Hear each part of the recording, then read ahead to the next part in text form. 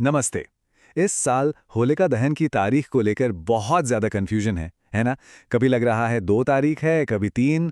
तो आखिर सही तारीख और सही समय है क्या? चलिए इस पूरे कन्फ्यूजन को दूर करते हैं और जानते हैं कि आखिर बात क्या है। तो सवाल बिल्कुल सीधा है। होलिका दहन 2 मार्च को करें या फिर 3 मार्च को? देखिए, मसला यह है कि दोनों ही तारीखों के साथ ना कुछ ज्योतिष का पेंच फंसा हुआ है, जो इसे थोड़ा मुश्किल बना रहा है। तो चलो एक एक करके दोनों ऑप्शंस को समझते हैं ताकि सही फैसला लिया जा सके। तो सबसे पहले बात करते हैं 2 मार्च की। अब देखो, इस दिन पूर्णिमा और प्रदोष काल दोनों का बड़ा ही जबरदस्त संयोग बन रहा है, मतलब बहुत ही शुभ। लेकिन एक बहुत बड़ी मुश्किल भी है, और वो है भद्रा का साया। अब आप सोच रहे होंगे ये भद्रा है क्या भला? तो देखो, आसान भाषा में समझें तो ज्योतिष में ये एक अशुभ टाइम पीरियड माना जाता है। कहते हैं कि इस दौरान कोई भी अच्छा काम, पूजा पाठ ये सब नहीं करना चाहिए। और इस साल का सबसे बड़ा चैलेंज पता है क्या है? यही कि ये भद्रा बिल्कुल ठीक होलिका दहन के मेन टाइम पर आ रही है। अब जरा इन टाइमिंग्स पर गौर कीजिए। 2 मार्च को शाम 5:55 पर पूर्णिमा तो शुरू हो रही है, लेकिन ठीक उससे थोड़ा पहले ही 5:28 पर भद्रा शुरू हो जाएगी। मतलब पूरा का पूरा शाम का शुभ समय भद्रा में चला गया। हाँ, एक छोटी सी उम्मीद है। भद्रा का एक हिस्सा होता है भद्रापुच्छ, जो थोड़ा कम अशुभ माना जाता है, और वो शुरू होगा रात 11:53 पर। कह सकते हैं कि उस रात के लिए यही एक छोटी सी विंडो है। ठीक है, तो 2 मार्च की कहानी तो ये थी। अब आते हैं 3 मार्च पर। अब इस दिन की अच्छी बात यह है कि भद्रा का कोई चक्कर नहीं है, लेकिन कहानी में एक और ट्विस्ट है।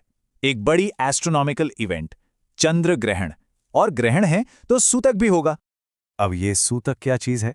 देखिए, जब भी कोई ग्रहण होता है, चाहे सूर्य हो या चंद्र, तो उससे 9 घंटे पहले का जो समय होता है उसे सूतक काल कहते हैं। और इस दौरान कोई भी शुभ काम, पूजा पाठ ये सब मना होता है।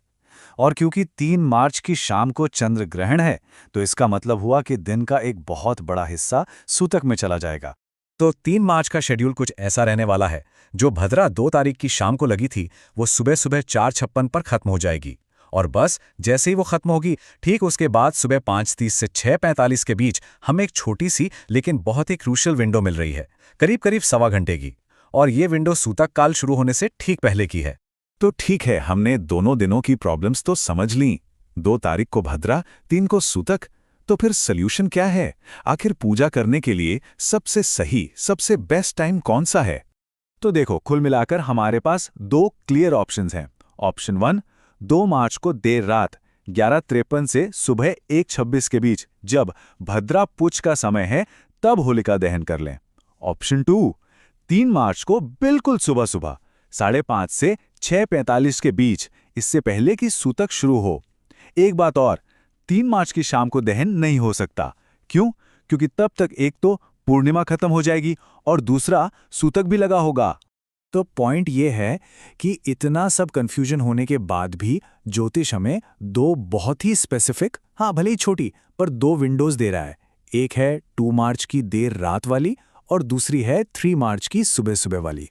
चलिए, अब जब हमें टाइम का तो पता चल गया है, तो फटाफट कुछ जरूरी बातें और चंद्र ग्रहण से जुड़ी सावधानियों पर भी एक नजर डाल लेते हैं। ये जानना भी बहुत इंपॉर्टेंट है। हाँ, तो 3 मार्च को जो चंद्र ग्रहण है वो भारत में दिखेगा, और इसका मतलब है कि उसका सूतक भी माना जाएगा।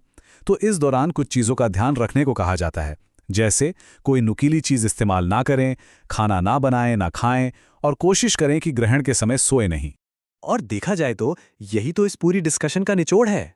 कंफ्यूजन इसलिए है क्योंकि सिचुएशन थोड़ी ट्रिकी है, पर जैसे ही हम भद्रा और सूतक के एग्जैक्ट टाइम को समझ लेते हैं, सारी उलझन अपने आप दूर हो जाती है। तो अब जब होलिका दहन का शुभ मुहूर्त एकदम क्लियर है, तो अब त्योहार की बाकी तैयारियों में जुट जाने का टाइम है। उम्मीद है कि इस जानकारी से आपकी प्लानिंग थोड़ी आसान हो जाएगी।